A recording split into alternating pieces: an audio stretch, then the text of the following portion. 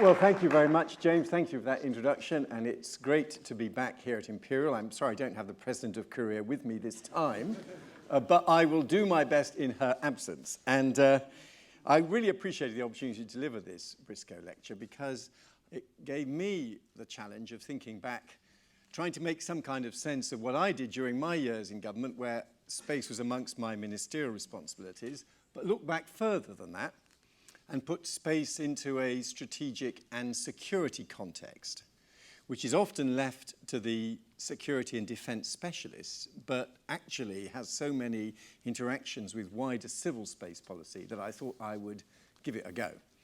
I'm going to take a historical approach, so I'm going to start at the beginning of Britain in space, which was April 1962, when we launched Ariel 1, our first satellite. Well, I say we launched. It was launched for us by the Americans from Cape Canaveral, and quite a lot of the technology in it was American, but there was some British science, and we do claim it as our first British satellite, up there because of the Americans. 3 months later, the Americans conducted a high-altitude nuclear test and knocked the satellite out. I always say this is a case study in the special relationship. So that's how it started, and it set some of my themes for the conference.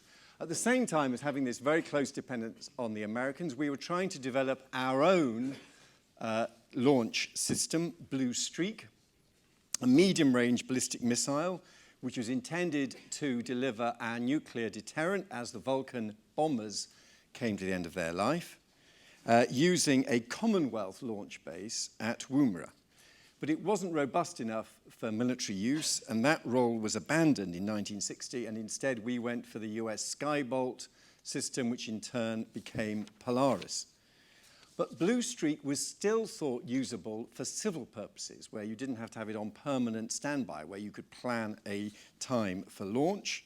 And so the plan became to develop Blue Streak for civil purposes with our Commonwealth partners, Australia and Canada. But that fell through. They hadn't got the funding. They weren't confident in Blue Streak. And so after having given up on the military use and turned to the Americans for that, having tried Commonwealth cooperation but not being able to make that work, we reluctantly offered it as the basis for European cooperation. And it became the core of what was then created as the European Launcher Development Organization, or ELDO, which was one of the two progenitors of what became the European Space Agency. So our old rocket launch technology became the first stage of ESA's original launcher, Ariane. But we played no further role in either developing it or funding it. So we are the only spacefaring nation to have had a launch capacity, to have renounced it, to have then given it to other countries with whom we had no security relationship and played no further part in its development. We've ended up, for the decades since, depending on others for our launch capacity.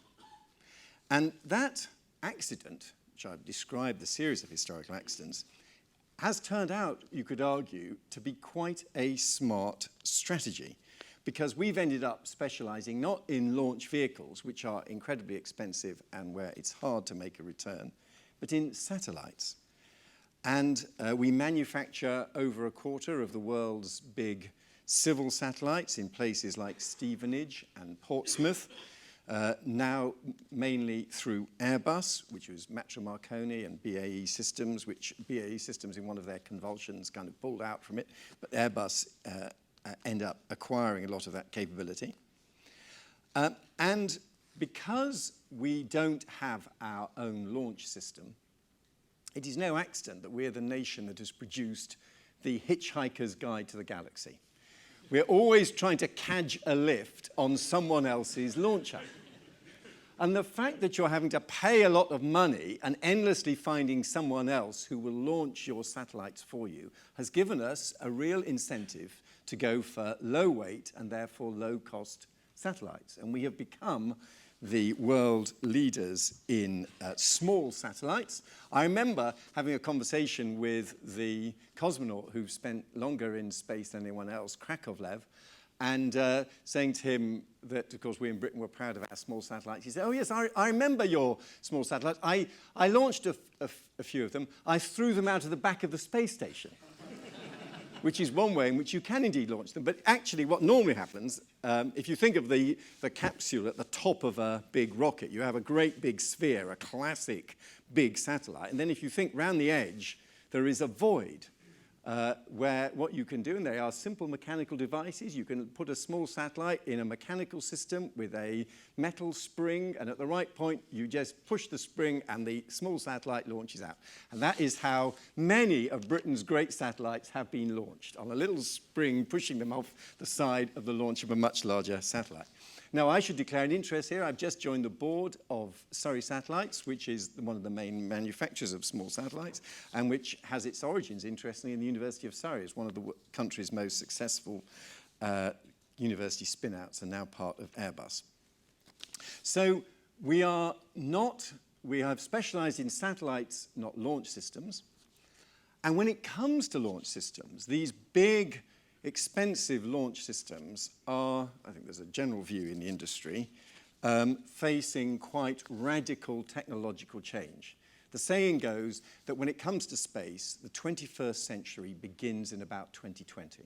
That's when you have a range of diverse, innovative launch systems where the technologies for small and even smaller nanosats develop, and you begin to see a rather different type of space range of space services than we've been used to over the past 50 years.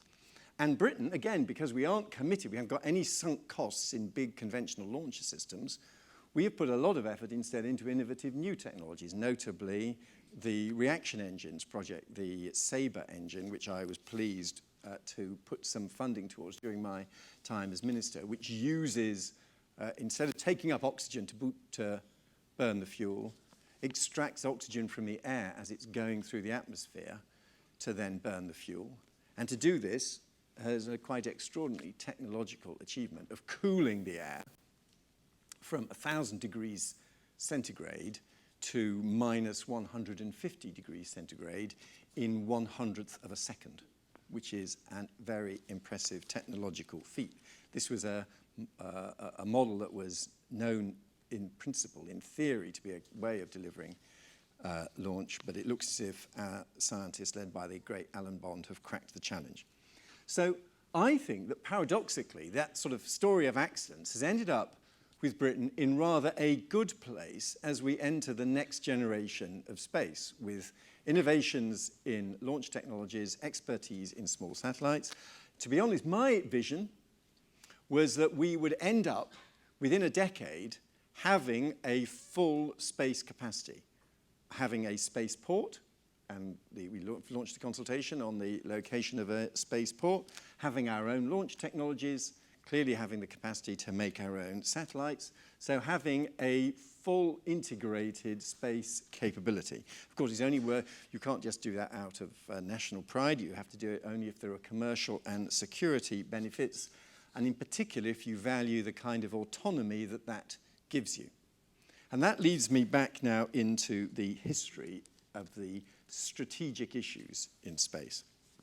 I began my career as a Treasury official, and one of the things we always used to wonder as we were looking at public expenditure and the amount of public spending we had to put into our nuclear deterrent, we always wondered how the French seemed to get their nuclear deterrent so cheap. We could never quite understand how they could afford it at apparently a significantly lower cost than we could.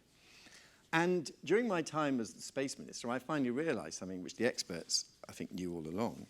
It's because of Ariane, because most of these projects have both a civil and a military purpose. If you develop some of these technologies, they are classic dual use. And Ariane, of course, originally, as I described, beginning with us, but now handed over to the continental Europeans with our not playing a part in it, is actually largely funded by Germany, though with a substantial French contribution. So the paradox is that what had begun And what was abandoned as part of a developing special relationship between the US and UK instead became the heart of a different special relationship between Germany and France. And that's why the most recent dispute between them about how Ariane should be modernized mattered so much. And in fact, it spilled over into the ESA Council of November 2012, when there was a major row where the Germans tried to save money by going for incremental improvements in Ariane 5, and the French wanting much more ambitious investment in the next complete technology, Ariane 6. That Franco-German dispute, which bedeviled the run-up to and that council, gave us a strategic opportunity to become once again a serious European player by being fully engaged and constructive, whilst France and Germany were distracted by their argument. And incidentally, the French eventually got Ariane 6. They got their way. What we got at that ESA Council was we were able to, with the support of the Chancellor, I was able to increase the British contribution to ESA, which enabled us to argue that ESA should move a significant research facility to the UK, which they've done at Harwell. And we also secured an official flight for Tim Peake to the space station, which will be happening in 6 weeks' time or so, the first major official mission by a British astronaut. For a financial contribution to the human spaceflight program, which I think is rather less than the cost of the fuel that will be used to get him up to the space station. So it was a bargain as well. And I see that as another example of how space policy and diplomacy and security policy come together. It shows that if you turn up and try to be constructive, try to be part of the solution, not part of the problem, you really can make progress. And that, I think, is actually true to our history, because if you look back to the origins of ESA, ELDO, the Launch Development Organization, and the European Space Research Organization, ESRO, merged to become ESA in 1975, and its first director was Roy Gibson, who is still alive, a great man, and who played a crucial role in creating the ESA we recognize today. ESA, the European Space Agency, is not part of the EU legally, and it is not like the EU organizationally. It is a true intergovernmental organization. And given that we're having such a lively debate about Europe at the moment, it's also fascinating to contemplate what an intergovernmental European model looks like as against the confederation that we have in the EU. And again, I was able to observe this close up. The first thing to understand about ESA is that its funding model is not like a European program, in that it has a pretty clear and stark principle of juste retour. That what you pay in is what you get back out. There has to be some competition, there has to be some technical capacity there, which requires a lot of assessment, but essentially, whatever your contribution to any given program, you will get broadly that amount of industrial work out of it, which is not how EU programs are automatically allocated. And what this means is there is an industrial opportunity if you play your cards right. Because what ESA does, ESA is the R&D agency. ESA does the prototyping. So what you do is that you pay a substantial amount up front to get a big industrial component of one of their R&D programs. And then if it works, and of course sometimes that's not at all straightforward, when it works and it moves from being an R&D demonstrator to being a relatively mass-produced satellite system for another agency, EUMETSAT, for example, European Met Office, at that point, ESA hands it over, and the other agency then procures 3 satellites or 5 satellites or 8 satellites with the same mix of industrial inputs as you have paid for when you contributed to the ESA R&D program. This model is not hard to understand, but Britain was surprisingly reluctant to play that game. But we have done so with rather more success in the ESA councils in 2012 and 2014, led by my successor, Greg Clark, and with the active engagement of the Chancellor. The EU, by comparison, is actually a more free market competitive model than ESA. is. And indeed, because in the EU, when they look at this ESA model, they're very uncomfortable with a direct juste retour way in funding space projects. And this is actually a source of tension between the EU and ESA. The 2009 Lisbon Treaty gives EU competence in space, and one of the issues that then arrives is how contracting for space projects should be done. So the problem is that ESA, the intergovernmental model, has too much in-house capacity and is too focused on juste retour for the free market liberals of the European Commission. So I regard it as a fascinating case study in the tensions between intergovernmentalism and confederation. We can now play a crucial role in ESA, in particular in the multinational space science projects, which are beyond the ability of a single nation or a single business to support, where the technical development of Europe's space structure really is important: navigation, telecoms, Earth observation. So that's the European angle. Now, what about the special relationship with America? How does that fit in? So we're now in a position where for us the key space security relationship is with the US, whereas for France and Germany it is with each other. And that led us, the cumulative effects of all the policies I described earlier, was to lead us increasingly disengaged from a wide range of ESA activities. We weren't engaged in launches. We had decided not to do manned flight, though that was a decision that I reversed. And we were not involved in security issues linked to ESA projects. And this semi-detached relationship to ESA, I think, was putting us at a disadvantage in securing a prominent and significant role in shaping its future. And that, I've already said, we went back into the manned program. The other issue was to what extent we should engage in ESA's security issues. And that's what I'd like to turn to, because, of course, we do feel the gravitational pull of the US, and they provide us with a lot of the data obtained by their satellites, which is not shared by the US with other European partners. So we get access which is not available to the rest of Europe. As a junior minister in John Major's government, I can still remember vividly being present at a row during the Balkan crisis, which brought this home to me. The German government had committed their military to the peacekeeping operation in the Balkans. And I witnessed a German general complaining to a senior representative of the US government that they were not getting all the satellite information they needed and which they knew the Americans possessed to enable them to carry out their military operations safely and securely. And the US administration official explained that there were limits to what they could share. The German general replied that if they would not provide that service to Germany, then Europe would need to develop their own capability. And that is part of the background to the emergence of projects such as Galileo and the German-French Helios military Earth observation system. We are in a different situation. So we get the access and the fruits to America's capability. And that lack of a security need of the same significance left us cautious about some European initiatives which were mattered far more to our other European partners. And this helped me understand some of the drivers of industrial policy, one of the things that I worked on in BIS.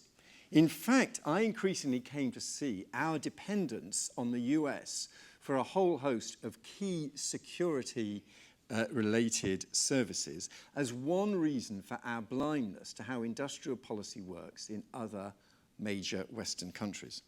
If you are a continental European power, like the Germans and the French, you need to develop high-tech capacities, as you cannot depend on the US to provide your security needs for you. So there is clearly a security element in a host of their industrial initiatives, such as in space. In the US, their technology policy is shaped by security requirements. Their aim is quite simply, as a minimum, to be world-class and usually to be world-leading in every major technology. That is part of America's security strategy, and it leads to massive federal US support for insurgent technologies on the way to the market, with funding that takes them much closer to market than we have historically done in the UK. It was actually an argument way back in American history in the Federalist Papers at the time of American independence. That's when Alexander Hamilton saw a big positive role for government, and Thomas Jefferson believed in a nation of sturdy, independent yeoman farmers with very limited government.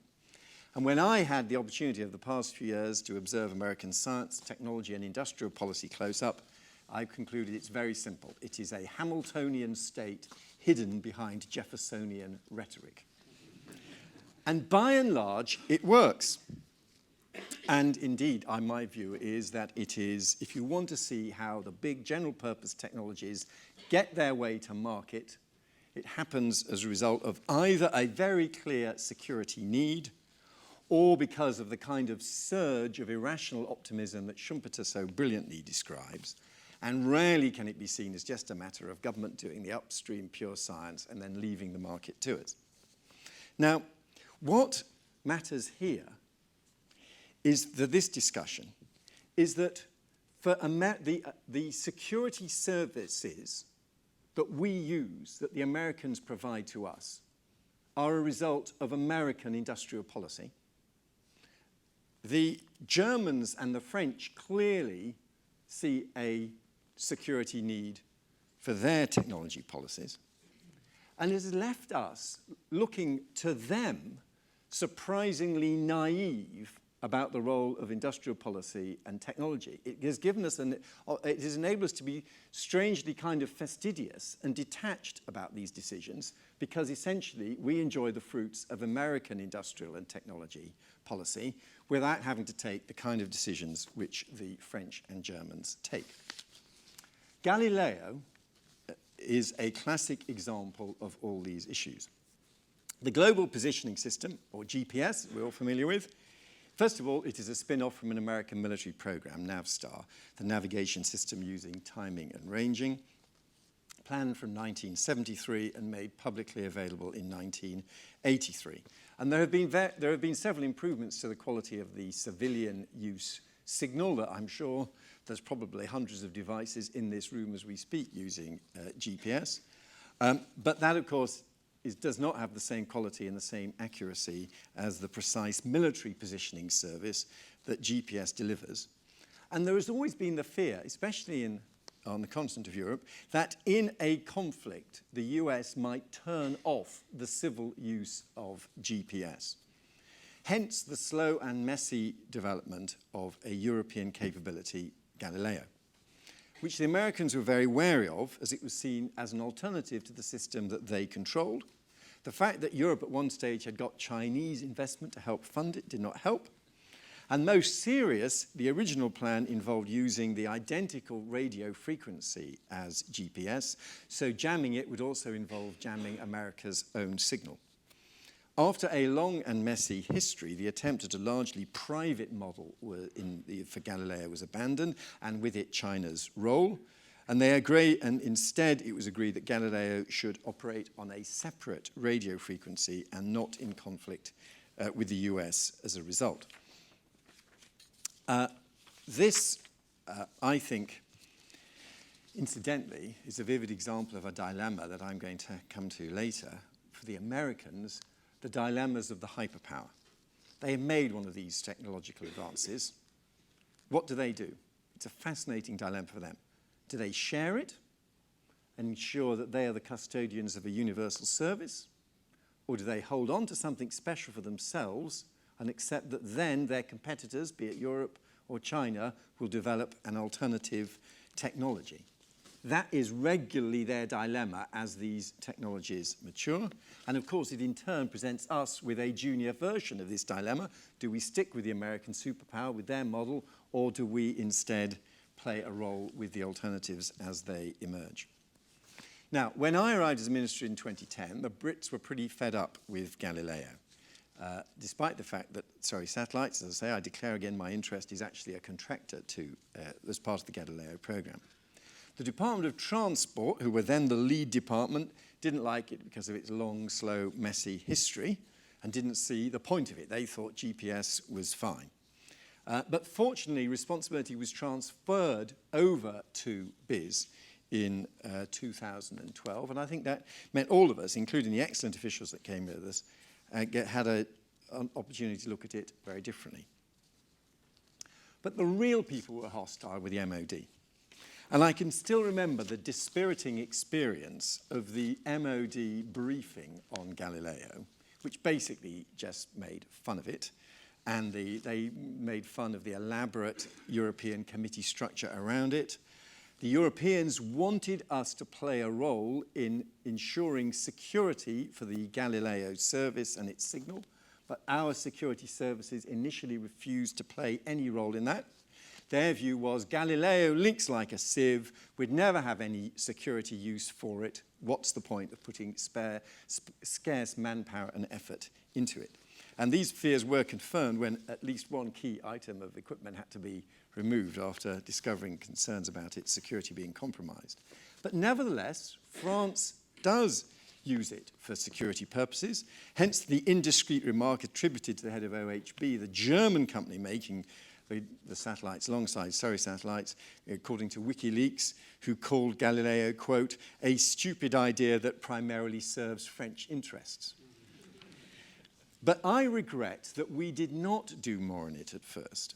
And one of the key advances that we made when we were drafting the main document, the National Space Security Policy, finally published in April 2014, was that by then we did get a more wholehearted commitment from our security services to engage with security issues around Galileo, far more constructive than would have been conceivable even a few years earlier. And I believe that this is because our sustained involvement in Galileo actually showed what its potential is. Because these systems, and there are many people in this room who are far more expert on the science and technology than me, it's basically a modern form of Harrison's great chronometer, enabling us to link time and place. And of course, the atomic clock on which it depends was originally a British invention. And the more precisely we know where we are, and the more precisely we know the time, the greater we're able to do everything from landing planes at shorter intervals, even when it's foggy, through to removing the clutter around a railway track as we know where the train and each of its carriages is precisely by satellite location. Driverless cars will depend on it. And what matters here is, first of all, the more satellites you've got up there, the better. There is a cumulative process of improvement the more satellites you have on the case, so you can aggregate and gain precision as a result. There are some special additional features of Galileo which you don't get from GPS, such as the search and rescue function, where for me, showing my age, there's just a hint of Thunderbirds to what it's going to be able to do, getting information about where you are and sending you back a message, don't worry, we know where you are, help is on its way. That's going to be part of the capacity of Galileo. Also, the very fact of a competitive challenge to GPS drove the Americans to improve access to GPS with more precision and more openness than they might otherwise have done, just because there was an alternative coming on the scene. And above all, the regulated public service is a key advance, because what this is about is security for the locational information used by key public services. And security comes in many forms. And of course, if you're sitting in the MOD, you're thinking quite understandably of a special services operation needing to have secure satellite comms. That's one very hard and very significant form of security. There's also the day-to-day security needs of the emergency services. The security needs of knowing that the police can communicate with each other with a reasonably secure signal. There is the great story of when Churchill, in his dotage, in his last years as Prime Minister, couldn't hear very well what was happening across the cabinet table. They installed a primitive microphone speaker system so that he would have the contributions of his cabinet colleagues magnified to enable him to hear them more clearly. And it was all going fine. He really liked the service until a taxi driver driving down Whitehall pulled into 10 Downing Street and said, I just thought I should let you know I've been listening to the cabinet discussions on my taxi radio. So they realized that there was a need for some security. And our view is that this fairly secure signal, not full military security, but fairly secure signal, is a fantastic market opportunity. The public regulated signal was indeed identified as a key market opportunity in the space innovation and growth strategy. And indeed, in just over 2 years ago, in July of 2013, I was able to announce £6 million of public investment as the second stage of a technological incubator for technologies which use and exploit the secure service offered by EU's Galileo satellite navigation constellation. And that led to the development of novel receiver technologies, ways of improving the security of encrypted services. And that 6 million of public investment has already delivered 100 million pounds of commercial investment in developing services around this, around Galileo. And and just in passing, it is a useful piece of counter-evidence for those who believe that we simply cannot use public money successfully to deliver technology strategies. You can. You don't always get it right. You have to accept you're going to make errors, but it can work. And on this occasion, I greatly benefited from an excellent piece of work, which was the National Space Technology Strategy for the UK, which was absolutely the commercial sector defining their technological needs, where they might invest, the scientists defining their needs and what was needed, the public sector then thinking about what we could invest in, and coming up with a much more coherent space technology investment program than would have been possible if we'd all been doing it on our own. And I remember commissioning to do it as an excellent piece of work by the former rector of Imperial, Keith O'Nyans. So it can be done. You don't always get it right, but it can be done. Now, I've touched a lot on Europe, and I've talked about America and the special relationship. Let me just cover the other major space players. Russia, for a start. And although nowadays, as there are increasing tensions with Russia, we think it's extraordinary that we're using Soyuz to launch quite sensitive satellite systems. It's worth remembering that 20 years ago, this was an absolutely key part of the end of the Cold War. Russia had got enormous stocks of ICBMs and what was going to be done with them. And this was a modern form of beating swords into plowshares. These decommissioned ICBMs are one of the main launch systems now used, especially for smaller satellites. So part of the engagement with Russia was to find a use for their missile technologies, given that they existed. And hence, for example, the agreement for ESA to use Soyuz and for Soyuz launch systems to be launched from Kourou as well as Baikonur. Indeed, it is now the main way of getting astronauts up onto the space station. And whilst we were engaging with Russia in this way to find civil uses for their military launch capability, I have to say, meanwhile, the partnership from America, certainly from my perspective on the civil side, was sadly not always functioning well. And for me, one of my most dispiriting moments was when NASA withdrew at very short notice in 2012 from the ExoMars program that we had developed in the European Space Agency for getting a rover vehicle onto Mars.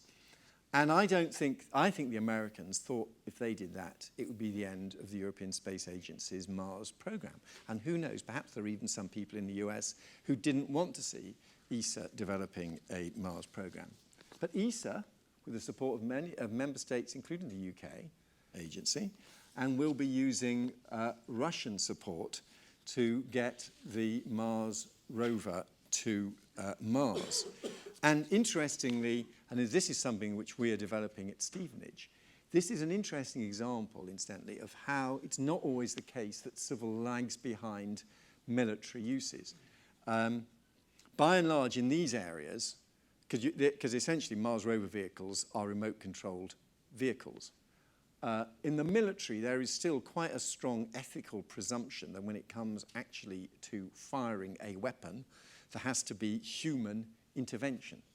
So what you have for military use is remote-controlled systems, and the American rover vehicle is remote-controlled from the US, and takes a long time for the signal to reach the Mars rover, to instruct it to move 10 centimeters to the left, get a new picture of where it's got to, send a message back, get a new instruction. The European Mars rover system that we are developing is going to have much higher levels of autonomy. So it's going to be able to travel much further doing a Martian day because it is less dependent on instructions from Earth about where it should move and how it should move. And you find some of the most significant advances in fully autonomous systems are being made in civil areas rather than military areas because we are more comfortable with autonomy in civil uses. And indeed, that largely British technology for the Mars rover, I was very pleased to see for 18 months ago, spent a few months inside the reception area of the Treasury, as the Treasury came to understand and appreciate space. I said mischievously it was there to discover signs of intelligent life.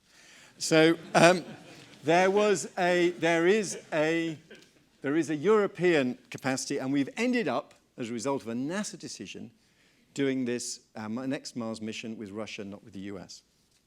There's India, a fantastic opportunity, and the Indians have an extraordinary ability to use technical ingenuity to deliver low-cost access to space, and I'm a great admirer of their space system. I think there's not time for me to go into another one of my grouses, which is this endless narrative you get in some parts of the media. What are we doing providing aid to countries that are so rich that they have a space program? A space program is not a luxury. A space program and satellite data is an essential infrastructure, even more essential for a country that does not have other forms of infrastructure. If you want to get educational programs out to remote schools in Africa or India, satellite is a very good way of doing it. I remember a conversation with the Indian education minister who told me that he gets all these statements from regional governments about schools that they are supposed to have built in accordance with federal funding, but the only way he could check whether the school had actually been built was ask for them to give its coordinates, and he would then use a satellite image to check whether the school was actually there or not. They need these services for a variety of reasons.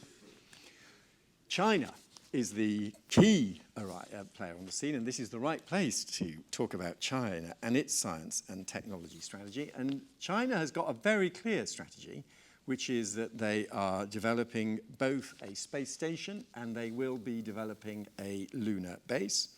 And the kind of extraordinary long-term planning that they do in China, scrutinizing, of course, and learning very much from what we do in the West. I remember sitting at a meeting with the head of the Chinese Space Agency, who said to me, Minister, we've obviously been planning for our lunar base, and we've been planning the different technologies we need to operate our lunar base. One of the technologies that we'll need to operate it efficiently is 3D manufacturing and printing. We see that you in Britain are very good at 3D manufacturing and printing. Will you be our partner in the 3D manufacturing printing function on our lunar base, please? I never had NASA approach me and have a conversation like that. It was very clearly and specifically done. And for me, I think that the big moments, as we look 10, 20, 30 years ahead, the big moments will be as the International Space Station is decommissioned. It's been delayed, the decommissioning, but it will happen. Again, not the cynics, but just the America used to be skeptical about prolonging the life of the International Space Station. They're now supporting an extra 5 years life of the space station. One interpretation of that is they want to carry on commissioning launch and deliveries to the space station for long enough for SpaceX to become a viable commercial model. A perfectly legitimate example of industrial policy thinking in space and technology. If you want to get your commercial models going, they need a nice, big, fat customer giving them contracts for as long as possible. So but even so, the space station is not going to get much beyond the late 2020s.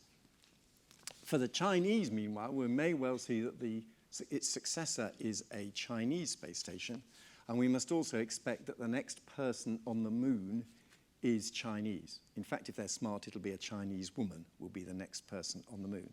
And in terms of the kind of Sputnik moment, I think the moment when the next lunar mission is with someone from China will be a significant challenge to the West.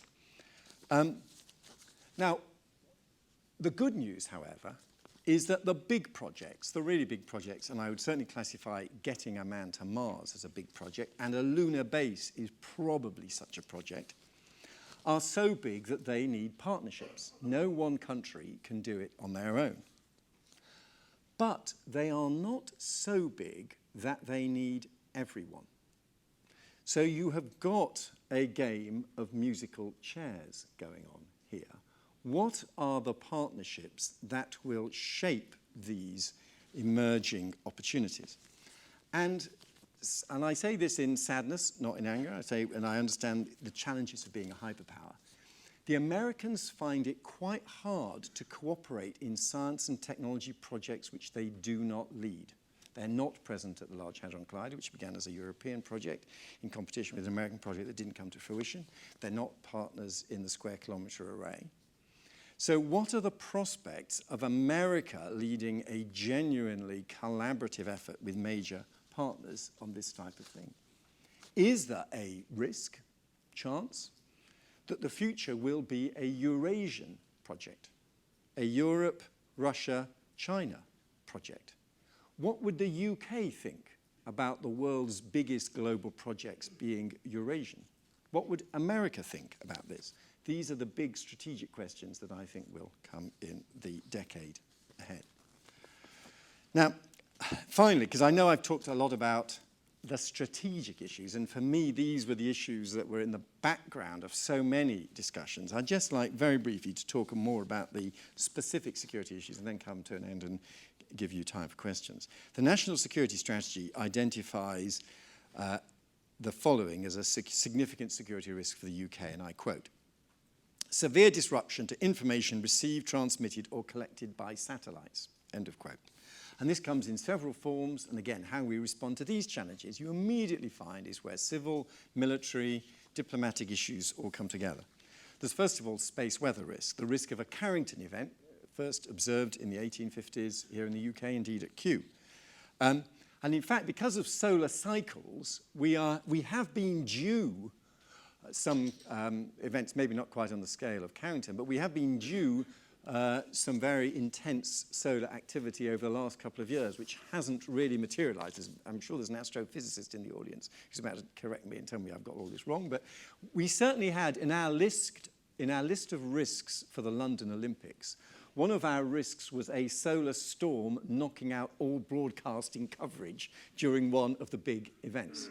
And fortunately, those type of risks have not materialized, but they could do in the future. Though I have to say, the satellite companies all maintain that that their modern satellites, their latest satellites are pretty robust.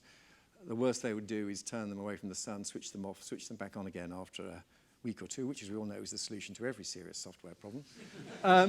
If there were to be a problem from space weather, probably are not less likely to be satellites, it's more likely to be power lines, and indeed the worst examples we have are disruption in Quebec, which was heavily because of pressures on their power lines, and for reasons you guys understand and I don't, this particularly affects east-west power lines, and as England has relatively short power lines now as a north-south, we are less at risk than some other countries. So there's space weather. Then there's cyber attack, and cyber and corruption of for example, signals from Galileo and GPS, so that you are not you are led to believe you're in a different location than you're actually in, or that the time is fractionally different than what you think it is.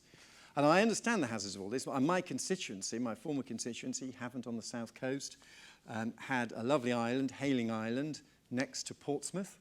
And for most of the war, Hayling Island was dressed up to look like Portsmouth for the purpose of attracting German bombers to bomb Hayling Island, not Portsmouth. So Portsmouth was kept dark, lights were set out around Hayling, roughly matching the pattern of lights 3 miles away at Portsmouth. That was an early low-tech version of spoofing the signal. And we do now face those type of risks, and it could lead to financial fraud if you can make tiny adjustments in the timing of financial transactions. It's very relevant for the Internet of Things. It's very relevant for the security, for example, of driverless cars. Imagine a program where you instructed every BMW to drive at 70 miles an hour for a minute and then come to a stop. That would do a massive amount of disruption. Those are the type of anxieties. And although those are clearly a problem, I have to say that's also an area where we in the UK may have a commercial opportunity because of our expertise in cybersecurity. I drafted this before talk happened. Because of our expertise in cybersecurity, this may be an area where actually we can sell our products on the basis that they are more cyber secure than their competitors. But then most sensitive and most delicate, of course, is the physical knocking out of a satellite. And that could either be as a result of deliberate attack, or, of course, a result of debris knocking it out. And that's why space situational awareness is crucial. The challenge of debris is becoming increasingly significant, and there are basically, even if you get good advanced information that you may be hit, so move out of, there's a risk that something will come within a kilometre of you or within 100 metres of you. Every time you manoeuvre your satellite to get out of the risk area, you use up precious fuel and shorten, therefore, the operational life of your satellite. The obvious thing to do is to remove space debris. And the technologies exist to go up and move space debris. The obvious thing to do is to nudge it into an orbit which brings it back into the atmosphere and causes it all to burn up. That is, I'm told by the experts, technically possible. But it's actually got some quite significant problems. The first problem is that the legal regime in space is not the same as the maritime law of salvage. And whereas if a ship is at the bottom of an ocean, a salvage company is entitled to go and try to salvage it, every bit of space debris belongs to someone and is their sovereign property. You are not allowed to touch it without their permission. And secondly, most of the technologies that you would use for getting close to a small bit of debris and giving it a nudge to send it down into the atmosphere to burn up clearly have a dual use in anti-satellite warfare. So this problem is a problem where there is a technical solution, but very serious legal challenges in actually deploying it. We in the UK have got a very significant capability at Fylingdales, which is actually, again, a classic example of the problem I was describing at the beginning and which pervades space policy. It's part of the US ballistic early warning system. Incredibly accurate. They're supposed to be able to track a tennis ball 3,000 miles up. So they have got a really important technical capability. The story that they tell you at Fylingdales, which is perhaps apocryphal, is of their chief technician being phoned in the middle of the night during the height of the Cold War in the 1970s to be asked to advise the Americans who were worried that they were observing a Russian missile launch aimed at them. And it was the people at Fylingdales, who were the experts, who assured the Americans that this was a meteor shower and not a Russian missile launch. But it was only, they say, when the chief scientist at Fylingdales was put on the line to the White House to assure the White House that this was indeed a meteor storm, that the American anxieties came to an end. So these things do have a very significant role. But they are for security purposes. And what we have now done is we've now recognized that we need to create our own domestic capability, which would enable us to track these objects, and are working on this with, with France and Germany to identify and tackle this problem. Because, again, ESA doesn't feel that it can fully rely on the American military to tip them off whenever there is a problem and in sufficient time. And let me quote on the record Jean-Jacques Dordain, when giving evidence to the Commons Science and Technology Committee in 1913, asked about this problem of space debris. And I'm quoting him now as follows. As long as we don't have any system in Europe, we are using data coming from the United States. Classic start of the problem. The problem is they're giving us data on short notice, unfortunately. I can give you an example of that. It was Christmas 4 years ago. I was told during the night to Christmas, oh, by the way, debris may cross the path of our satellites 2 days from now, so you'd better check. I would have preferred to get that information much sooner.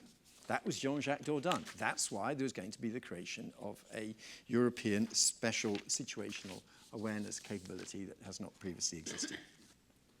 So, what do I conclude from all that? And let me just briefly suggest 4 threads to all this. For us, we are in this delicate, excruciating, powerful position of both having the special relationship with the Americans and also being partners in Europe. And it is an endless, it's both an endless source of difficulty and complexity, but it also offers us an extraordinary role. And of course, if we are smart about it, then each side values us more because of our relationship with the other. And I think one of the reasons why the MOD's view of Galileo shifted after 2010 was they began to see that if we could use Galileo, it would actually enhance the accuracy of data, and it might even, including even with the Space Situational Awareness Program, enable us to generate data that was of use to the Americans, that would increase our leverage and value to the Americans. Secondly, there is on the horizon, I don't think I would particularly welcome it, but I can see it happening, a Eurasian scenario. I focused on this in my talk because of ITAR rules and the rules on what you can export and who you can export to. America ends up creating a non-American technology world in a host of different areas. One of them would be space, and ends up with sometimes more as a result of adversity than anything else, leading to a China, Russia, EU cooperation in space, which might then have greater capacity than the US. And that, of course, would present enormous dilemmas for the UK. Thirdly, at the end of all this, partly because of our awareness of having anything like an industrial policy, and being happy to essentially to piggyback on other people having an industrial policy, we've ended up with surprisingly little UK capability of our own. Almost all of our capability either comes from the special relationship with the US or comes from partnership and membership of ESA. We are in the situation where Nigeria can take a sovereign decision to image the UK, but the UK cannot take a sovereign decision to image Nigeria. We do not have our own Earth observation capability. All of it depends on others. And that's why I come back to my vision of the recreation of some kind of full UK indigenous capability. I don't think that this special relationship will come to an end, but it'll all be a matter of priorities and timing, and someone will phone up about some obscure problem of a British hostage taken somewhere, and the Americans will say, yes, we could get you that. Yeah, but the trouble is there's a big crisis on with Iran at the moment. You come back in 48 hours. That's the kind of scenario which is more credible, and where the fact that we do not have any of our own Earth observation capability, I think, is a significant issue. And then finally, from the underlying dilemma, and there is no resolution of it, but again, it became increasingly clear to me during my time as a minister, is that space has this unique feature that from the point of view of the military and the security agencies, it is the ultimate high ground. It's the high ground that enables you, above all, to survey the scene and command an area. From the point of view of the lawyers, the space is the ultimate global commons, where everyone has a right of access and where there are no constraints other than those laid down in treaties on militarization. Reconciling space as the high ground for the military and space as the global commons for all of us is a challenge that all of us wrestle with, and none of us have yet resolved, and I doubt if it ever will be, but the crucial thing is to recognize this dual use. Thank you very much indeed.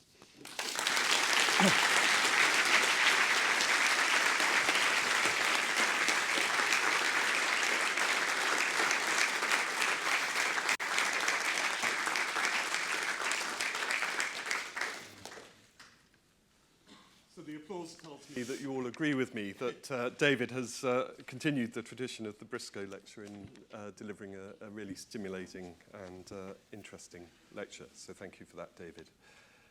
He's taken us on a tour from looking at the early history of space from the UK perspective, through the special relationship with the US and the impact that's had on our relationships with Europe, to a fairly exciting and possibly quite challenging future. And somehow, on that journey, he's managed to insinuate The Hitchhiker's Guide to the Galaxy and also Thunderbirds. So we had a bit of fun on the journey too. I think, as he's made very clear, we're facing a future where space will play an increasingly important role in our daily lives in terms of navigation, transportation, and communications, to name just a few. And in talking about the security threats, I feel most qualified maybe to talk about the middle one of these threats, the cyber threat.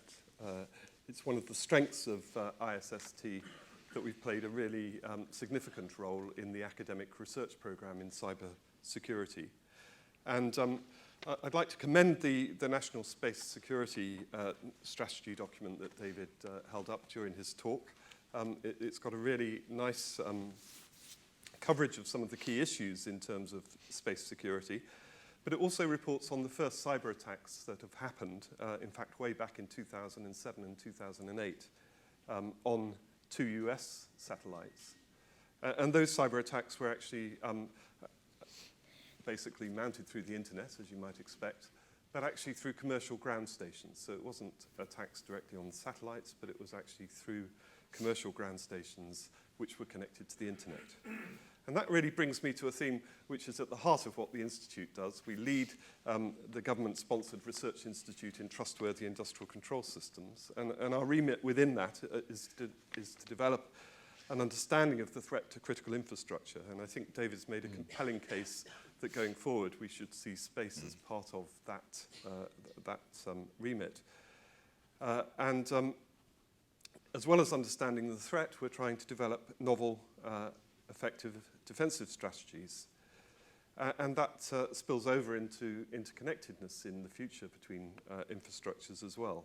Many of those connections between different infrastructures will be mediated through space and through satellite communications. So David's wonderful talk has actually presented some exciting new challenges for us to take away and think about within the Research Institute. So I'd like to finish there and just ask you once again to join me in thanking David for a wonderful lecture.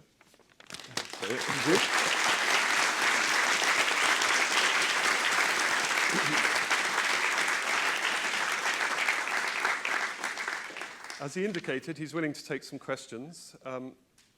So we'll now take questions. The proceedings are being recorded, so please, if you want to ask a question, raise your hand and wait for a roving mic to come to you. We'll take questions for about 10 minutes or so. The first question I saw was right at the back there. Hi. Given the lack of Concorde now on supersonic flight, there's been much said about potential suborbital flights, and given the massive ramp up in the human population going forward, and the need to get people around quickly from A to B, how do you see that playing out, and who will take the leadership in potentially mass suborbital flight? Right. Do you want to connect several questions? Yeah. Yeah, so there were a couple in the middle. There's the gentleman with the check shirt, and then Joe right at the back there, please. First of all, I'd like to thank you again for the talk. it seems that Britain's stance on space security currently is very closely intertwined with US defense policy and the course of action undertaken by ESA. In particular, I mean, Britain seems unable to make a sovereign decision without American support, without an executive decision, without American and European funding. I mean, it seems even difficult to have a constructive discourse about space security without referring to Jeffersonian rhetoric. But we do know that the spheres of political power influence can evolve as a function of time.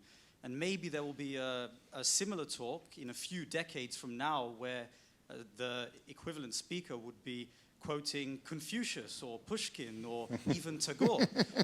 So my question fundamentally is, what can Britain do given its wealth of scientific research and development into this issue, to try and increase its influence and clout on this very crucial matter for the future?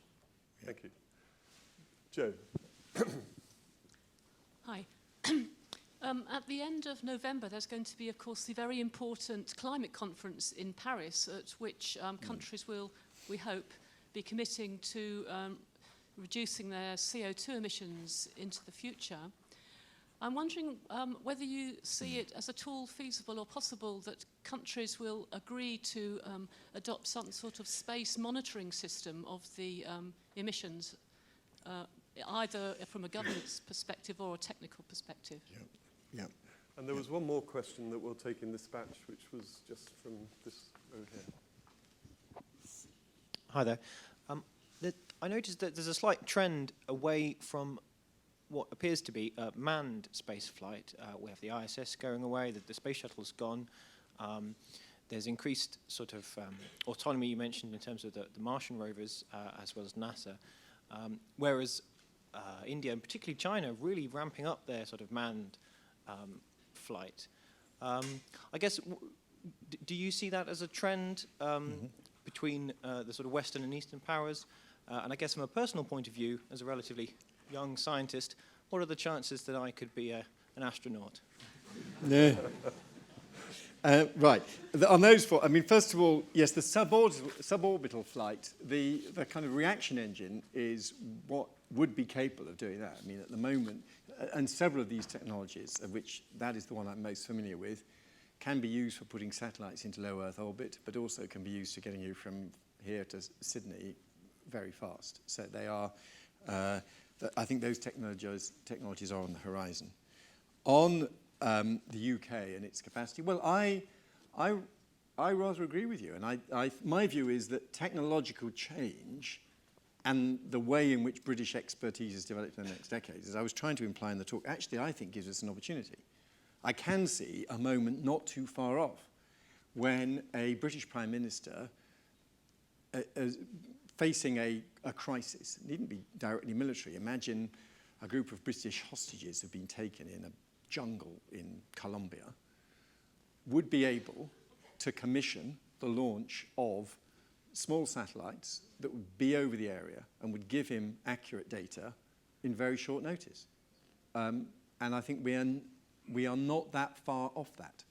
At the moment, and the system is not completely defective, at the moment, be it military or civil, there are systems that enable you to access other countries, and pooling other countries' resources is not a sort of national humiliation. And there's this great thing, the Disasters Monitoring Constellation, Commission, which actually allocates passing satellites to a problem. When we had the serious flooding, was it last year, the year before, we said we need to monitor the extent of flooding in southwest England. If you have satellites overhead, we need the images, please. And the DMC, an international agreement, chipped in, and we got the images we needed. So, I mean, it's good in a way that other countries help out, but yes, I can envisage a future where the UK gets that sovereign capability. The climate change conference, a very good point. I'm not close enough to it to know what the politics are. I do know that there are people, again, in the space community who believe that they have technologies that really do help because of the subtle changes in the spectrum from the atmosphere, depending on the amount of carbon dioxide and even where it's being emitted. And I remember having this conversation with Adair Turner, few years ago when he was writing his report. And Adair, and I was surprised because Adair is a really sophisticated guy and a good friend. And I said to Adair, look, aren't you interested in these kind of technologies that enable you to monitor carbon emissions? And he said, no, we've got a pretty good sense of how many heavy ships are unloading coal on the ports of China. We've got a really good, pretty good picture of their output of coal from their coal mines. We don't need satellites doing that kind of stuff to calculate carbon dioxide. But I think that there is a, I think space and satellite services can help. And the rise of manned missions, yeah, I think it's,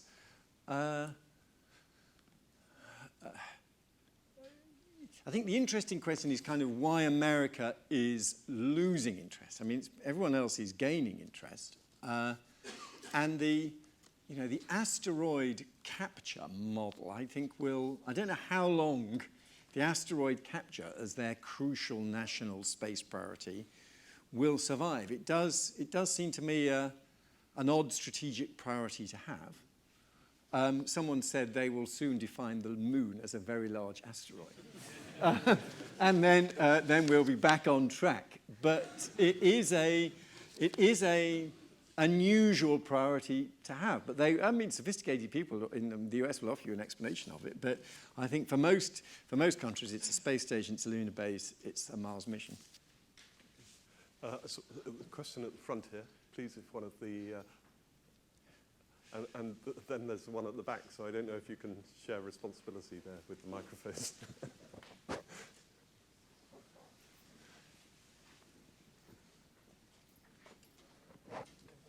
David Omond, also a visiting professor at King's College London. Thank you for the upbeat, positive, very welcome account of the opportunities. I wondered what lessons you had drawn from the experience of the biggest ever British space program when we built our own maneuverable space vehicle during the Cold War to defeat the Soviet ABM system around Moscow, called Cheveline. The scar tissue you can still see in the scientists in the Ministry of Defense. Yep. And then the question at the back, please. Okay. I think it's rather unlikely that we'll ever achieve independence of space operations with the US because of the way NASA is structured. It's basically led politically and financially and militarily, and the money comes later.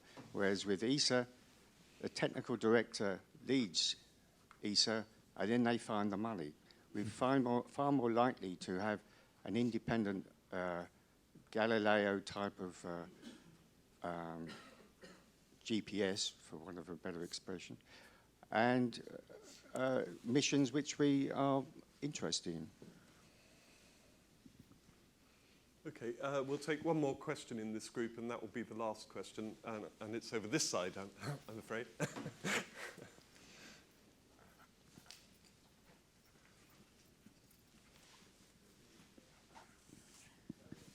You made, during your remarks, I think 2 points which might superficially seem to be in conflict with one another. I wonder, can you resolve them? You noted at the beginning that British expertise in satellite technology is the result of a happy accident, that they didn't get into launch technology. But you then also noted that US prowess or perhaps the driver for their industrial and innovation policy is due to their concerns to be militarily and security independent, which I think is a thesis that Mariana Mazzucato has developed, which helps make them a real powerhouse of R&D, which I think the UK probably still has some ambition to be in the same league as. So policy or no policy, which is the best outcome? Right. I have to say on Cheveline, I know very little other than the lesson that and what I'm envisaging is not that there are really high-tech capabilities that we can develop independently of the US. It's more that what I find frustrating is that there are kind of middle-range capabilities that, and you would know, that aren't the highest security level, about which I don't claim really to have any expertise, but they are it would be useful to have. And that was why the MOD weren't interested in Galileo. It wasn't quite secure enough, though for many of the day-to-day functions, including some of the security issues you were describing, it's actually quite handy. And I think Earth observation. And what I would love to see is across Whitehall, my view is that across Whitehall, there are lots of departments that are using Earth observation services, which are being purchased randomly. If you aggregated all that, you would actually have the funding for a UK Earth observation capability that DEFRA could use when there was flooding, and that the DEFRA could use for crop monitoring, and that the transport could use for monitoring traffic jams, and everybody, and indeed, in some circumstances, the MOD would use as well. So I think the lesson I take from Chevelin is we don't have to rival the Americans at the really high-tech stuff, but there are other things which are quite useful that we don't seem to do, and which I think we should be able to do. On NASA, yeah, and NASA, but the thing that's happening at the moment in the US, and it may change, and it would be good if it changed, but the tensions between the executive and Congress and the divisions within Congress do make the life of people running America's executive agencies very complicated and very difficult. And part of the reason for the shifts in policy is there's a kind of endless process of trading off between the President and Congress, which makes it hard to predict sometimes where they're going. And then on this kind of challenge about industrial policy, the Americans try to do everything, which is a rational strategy for the hyperpower. And the economists would say they're big enough themselves to capture the gains from being ahead in these technologies. They can be internalized within the US economy.